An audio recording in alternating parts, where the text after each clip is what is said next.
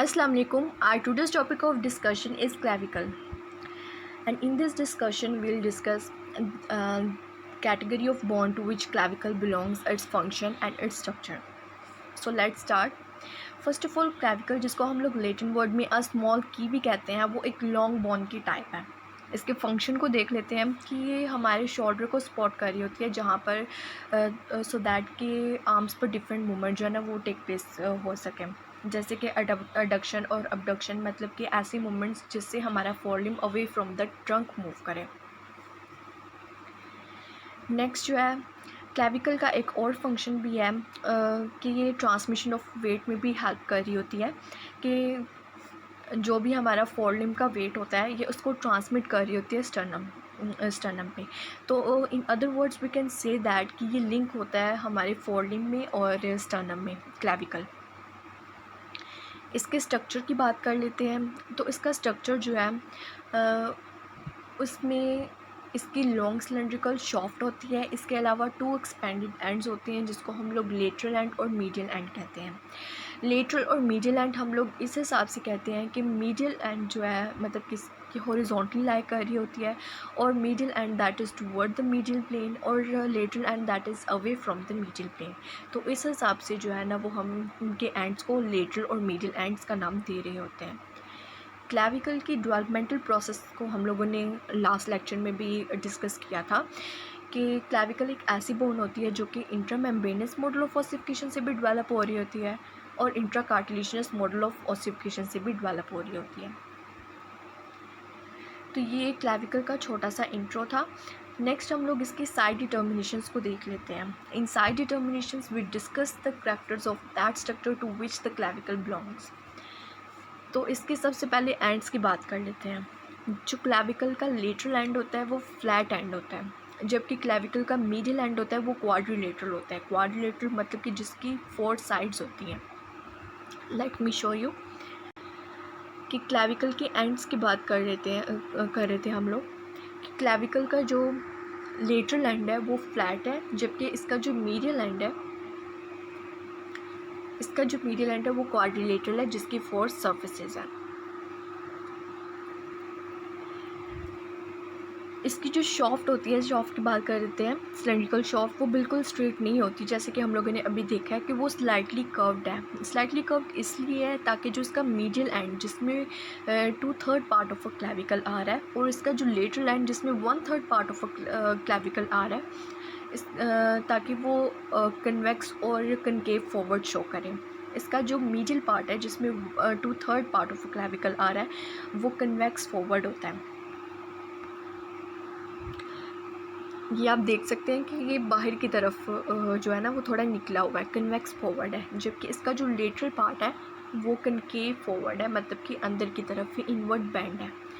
तो ये हम लोगों ने इसके लेटरल और मीडियल साइड्स को भी देख लिया, इसकी कन्वेक्स और कनकेव सर्फेसेस को देख लें. इसके अलावा इसकी अगर हम लोग इंफीरियर सरफेस क्लैविकल की देखें, नीचे वाली सरफेस एक तो सुपीरियर सरफेस होती है जो कि ऊपर वाली सरफेस होती है, लेकिन इंफीरियर सरफेस अगर हम लोग देखें तो वो ग्रूव्ड होती है लॉन्गिट्यूडनली. ग्रूव मतलब कि जिसमें पिछले लेक्चर में हम लोगों ने पढ़ा कि जिसमें ग्रूव एंड हॉल्स के बारे में पढ़ा कि कोई भी डिप्रेशन, केनाल या कोई भी जहाँ से क्या कहते हैं कोई भी नर्व पास ऑन पैसेज भी होता है, नर्व्स के पास ऑन होने का, आर्टरीज, वेन्स. तो इसी तरह इसकी इंफीरियर मिडल 1/3 सरफेस में भी जो है ना वो एक लॉन्गिट्यूडनल ग्रूव्ड होता है जो कि डिफरेंट फंक्शन परफॉर्म कर रहा होता है. अब हम इसकी पॉपुलैरिटीज़ के बारे में बात कर लेते हैं कि जो इसको सबसे अलग बनाती हैं, कि एक ऐसी लॉन्ग बोन है जो कि हॉरिजॉन्टल लाई कर रही होती है. बाकी जो लॉन्ग बोन्स हैं, जैसे कि हम लोग बात करते हैं फीमर की, tibia, fibula and humerus, radius ulna, तो वो सारी जो है वो वर्टिकल लाई कर रही होती हैं. लेकिन क्लैविकल एक ऐसी बोन है विच लाई हॉरिजॉन्टल. सेकेंडली कि ये सबक्यूटनस होती है थ्रू आउट, कि ये अंडर द स्किन प्रेजेंट होती है, सिचुएटेड अंडर द स्किन, और ये एक ऐसी बोन होती है that start ossifying. It is the first bone to start ossifying, जो कि बनना शुरू हो जाती है. Ossification that is the process of formation of bone इसके अलावा ये एक ऐसी बोन होती है जो कि ओसिफाई कर रही होती है इन द मेम्ब्रेन, मतलब कि डायरेक्ट चेंज हो रही होती है इनटू द बोन कार्टिलेज, बाद में अपेयर होते हैं। पहले भी हम लोगों ने पढ़ा था कि ये इसके दो मॉडल ऑफ ओसिफिकेशन को ये फॉलो कर रही होती है, इंट्रामेम्ब्रेनस को भी और इंट्रा कार्टिलेजनस को भी। इसके अलावा इसमें दो सेंटर ऑफ ओसिफिकेशन जो है ना वो हम लोगों को देखने को मिलते हैं, दो प्राइमरी सेंटर ऑफ ओसिफिकेशन हम लोगों को देखने को मिलते हैं। प्राइमरी सेंटर ऑफ ओसिफिकेशन ऐसे एरियाज़ को कहते हैं जहाँ पर पहले बोन बनना स्टार्ट हो रही होती है। तो उसकी शॉफ में हम लोगों को दो प्राइमरी सेंटर ऑफ ओसिफिकेशन देखने को मिलते हैं।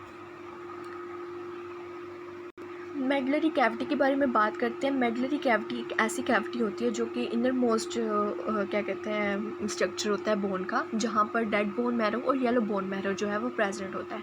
लेकिन क्लेविकल एक ऐसी बोन है जिसमें मेडलरी कैविटी है ही नहीं, मतलब कि इसमें रेड बोन मैरो और येलो बोन मैरो भी नहीं होगा। इसके अलावा ये इसके मिडल में जो है ना वो इसमें नर्व पास हो रही होती है जिसको हम लोग सुप्रा क्लेविकुलर नर्व कहते हैं, ठीक है, जो उसको ट्विस्ट करके इसमें एंटर हो रही होती है। नेक्स्ट हम इसके वेट ट्रांसमिशन को देख लेते हैं। तो ये इस डायग्राम से आपको अच्छे से समझ आएगा कि जो अपर लिम्ब का वेट होता है, ठीक है, अपर लिम्ब का वेट वो क्लेविकल रिसीव कर रही है इसके लेटरल पार्ट से through the coracoclavicular ligaments, और इसको आगे ट्रांसमिट कर रही है एक्सियल स्केलेटन को, किसके ज़रिए, इसके मीडियल 2/3 पार्ट से।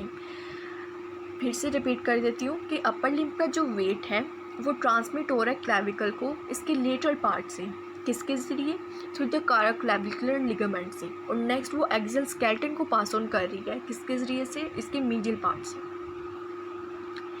तो ये हम लोगों ने इसके वेट ट्रांसमिटिंग इफ़ेक्ट को भी देख लिया। नेक्स्ट जो है इसके फीचर्स को हम लोग डिस्कस करते हैं, जिसमें शॉफ्ट्स आ जाते हैं और इसके एंड्स आ जाते हैं। शॉफ्ट की बात करते हैं। जो शॉफ्ट है उसको हम लोग दो पार्ट्स में डिवाइड कर रहे होते हैं, एक मीडियल और एक लेटरल। जो मीडियल होता है उसको हम लोग 2/3 ऑफ क्लेविकल कंप्राइज कर रहा होता है, जबकि इसका जो लेटरल एंड होता है शॉफ्ट का वो 1/3 ऑफ क्लेविकल को कंप्राइज कर रहा होता है। लेटरल एंड की सबसे पहले बात कर लेते हैं। जो लेटरल 1/3 पार्ट होता है शॉफ्ट का वो फ्लैट होता है फ्रॉम अबाउट डाउनवर्ड। इसके अलावा उसके दो बॉर्डर्स होते हैं, एक एंटीरियर बॉर्डर होता है और एक पोस्टीरियर बॉर्डर होता है। एंटीरियर बॉर्डर की अगर हम लोग बात करें तो जो एंटीरियर बॉर्डर है वो कनकेव फॉरवर्ड होता है। यहाँ हम लोग देख सकते हैं कि इसका जो एंटीरियर बॉर्डर है लेटरल एंड का वो कनकेव फॉरवर्ड है, मतलब कि अंदर की तरफ बेंड हुआ हुआ है। इसके अलावा इसके जो है पोस्टीरियर बॉर्डर की अगर हम लोग बात करें तो वो कन्वेक्स है, दैट इज़ कन्वेक्स बैकवर्ड। जहाँ पर दो कन्वेक्स बैकवर्ड होता है, जहाँ पर दो सर्फेसेस प्रेजेंट होती हैं, एक होती है सुपीरियर और एक होती है इन्फीरियर। जो इसकी सुपीरियर सरफेस होती है वो तो उसमें वो सब क्यूटनेस होती है, मतलब कि स्किन अंडर द स्किन होती है। लेकिन जो इसकी जो इन्फीरियर सरफेस होती है वहाँ पर दो स्ट्रक्चर्स प्रेजेंट होती हैं, एक ट्रैपेजॉइड रिज और एक एलिवेशन होती है जिसको हम लोग कोनॉइड ट्यूब्रिकल कहते हैं, जहाँ पे फर्दर अटैचमेंट्स होती हैं जिसको हम लोग नेक्स्ट लेक्चर में जो है ना वो डिस्कस करेंगे। तो ये हम लोगों ने इसकी लेटरल एंड ऑफ शॉफ्ट की बात की, जो कि 1/3 ऑफ क्लेविकल को कंप्राइज कर रहा होता है, और उधर प्रेजेंट स्ट्रक्चर्स की बात की। अब हम लोग बात करते हैं इसके मीडियल 2/3 एंड के बारे में।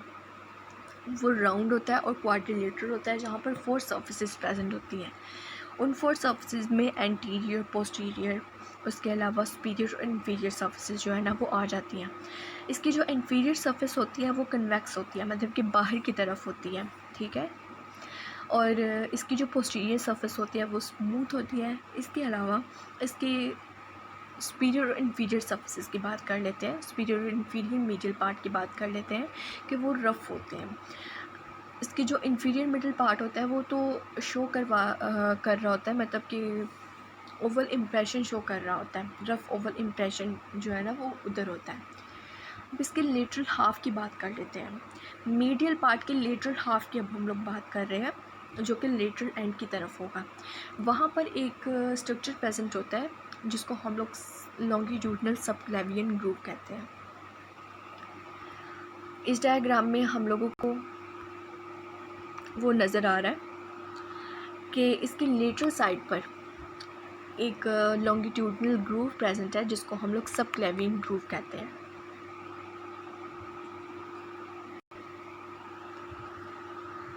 ये हम लोगों ने मिडिल पार्ट के स्ट्रक्चर को देखा कि वहाँ पर कौन कौन से स्ट्रक्चर्स प्रेजेंट है, उनके इंटीरियर और पोस्टीरियर सरफेस को देखा। नेक्स्ट हम लोग डिस्कस करते हैं इसके लेटरल और मीडियल एंड्स को।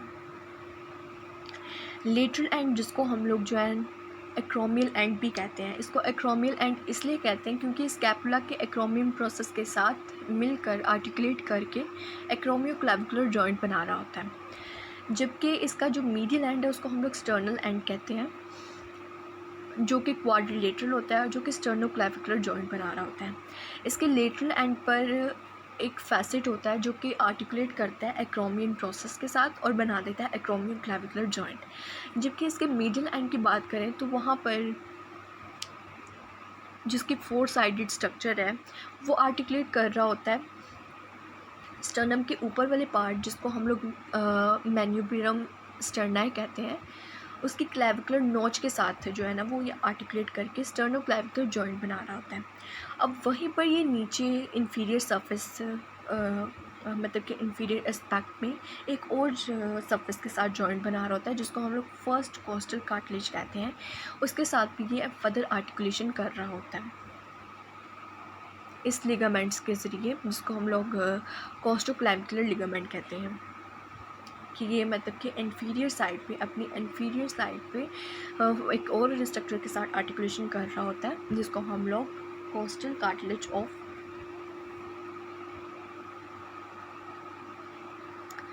जिसको हम लोग फर्स्ट कोस्टल कार्टिलेज कहते हैं। तो ये हम लोगों ने इसके लेटरल और मिडिल एंड्स के बारे में बात कर ली। अब हम लोग नेक्स्ट बात करते हैं एवोल्यूशन ऑफ अपर लिम्स।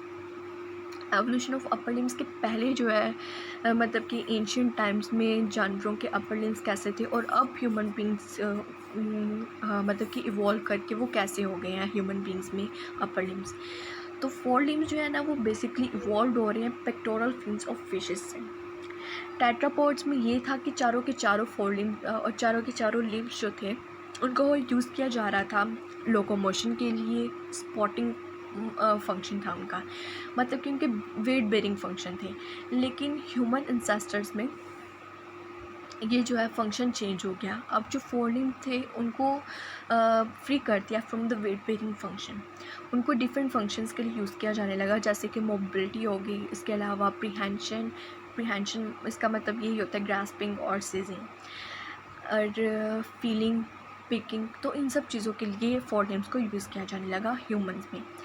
अब इन सब फंक्शंस को परफॉर्म करने के लिए कौन कौन सी चेंजमेंट आई, तो वो हम लोग देख लेते हैं कि बहुत से जॉइंट्स में चेंजिंग आई। ठीक है, जॉइंट्स अपीयर हुए जिनकी वजह से बहुत से रोटेटरी मूवमेंट्स पॉसिबल हुई, जैसे कि सुपिनेशन और प्रोनेशन। ऐसी मूवमेंट्स पॉसिबल हुई जिनकी वजह से हम लोग किसी चीज़ को पिक कर सकते थे, जैसे कि खाने को पिक करके और उसको खा सकते थे। प्रोनेशन और सुपिनेशन ये अब मैंने अपने फर्स्ट लेक्चर में डिस्कस किया हुआ है, प्रोनेशन और सुपिनेशन क्या है। इसके अलावा और भी बहुत सी मूवमेंट हुई, फ्लेक्शन, अबडक्शन, अडक्शन, सकमडक्शन, ऐसी बहुत सी मूवमेंट जो है ना वो अपीयरेंस ऑफ जॉइंट्स की वजह से पॉसिबल हुई। इसके अलावा क्लेविकल का जब एडिशन हुआ तो वो ट्रांसमिशन ऑफ वेट में मतलब कि आसानी हो गई, और जिसकी वजह से जो है ना वो फंक्शन ऑफ प्रीहेंशन, ये ग्रैस्पिंग, सीजिंग, क्योंकि हमारे शोल्डर को सपोर्ट कर रहा होता है, तो ऐसी मूवमेंट्स जो है ना वो पॉसिबल हुई। इसके अलावा थम्स में बहुत सी जो है ना वो रोटेशन, थम्स में बहुत सी चेंजिंग हुई कि ये 90 डिग्री जो इसकी रोटेशन थी, जिसकी वजह से मतलब कि ये ऑपोजिशन और रिपोजिशन की मूवमेंट जो है ना वो पॉसिबल हुई। ऑपोजिशन मतलब कि डिजिट्स को काउंट करना, और रिपोजिशन दोबारा वही पोजीशन थंब की मतलब कि एक्चुअल पोजीशन। तो ये मूवमेंट्स हुई डिजिट्स की ग्रास्पिंग के लिए। तो ऐसी मूवमेंट्स जो है ना वो थंब के अलावा जो प्रिमिटिव 5 लिम्ब ऑफ एम्फीबियंस हैं वो टर्मिनेट हो गए और बन गए 5 डिजिट्स। इसके अलावा बाद में ह्यूमंस में भी ऐसे हुआ कि 5 डिजिट्स जो है वो हम लोगों को देखने को मिलते हैं। लेकिन कुछ ऐसे स्पीशीज़ है जैसे कि स्नेक्स, उनमें तो लिम्स जो है ना वो बिल्कुल ख़त्म ही हो गए। और कुछ में तो डिजिट्स के नंबर जो है वो रिड्यूस कर गए, जैसे कि अनग्यूलेट्स हो गए और काऊ, बफेलो, ये इन चीज़ों में। इसके अलावा एंथ्रोपॉइड ऐप्स में हम लोग बहुत से चेंजिंग देखते हैं, जैसे कि उनकी lengthening of the forearm और elongation of a palm and fingers. तो ये सारी चीज़ें जो है ना वो इवॉल्व हुए, ये हम सब जो है ये एवोल्यूशन ऑफ अपर लिम्स में पढ़ लेते हैं। नेक्स्ट लेक्चर में हम लोग इसकी अटैचमेंट, क्लेविकल की अटैचमेंट्स को पढ़ेंगे, और इस लेक्चर में हम लोगों ने उसके एंड, शॉफ्ट और फीचर्स वगैरह को, इन सब को पढ़ा। Thank you so much.